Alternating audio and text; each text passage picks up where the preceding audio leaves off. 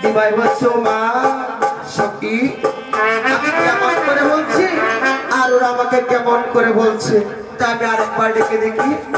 তাই মধুর সুরে নিমাই আবার ডাকতে লাগলো, নাগরিকগণ, ও নাগরিকগণ, কি তোমরা কোথায় গো যাচ্ছ এসব ফল ফুল মিষ্টি নিয়ে?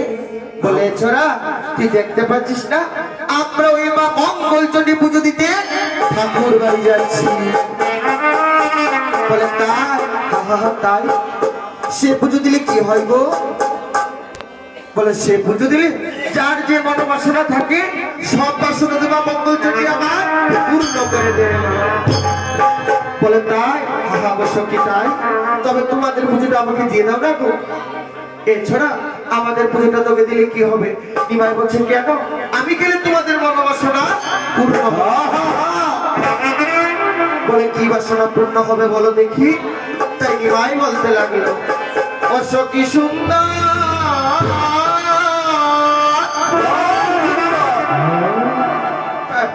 সব সুন্দর সখী, সব সুন্দর, অরি সুন্দর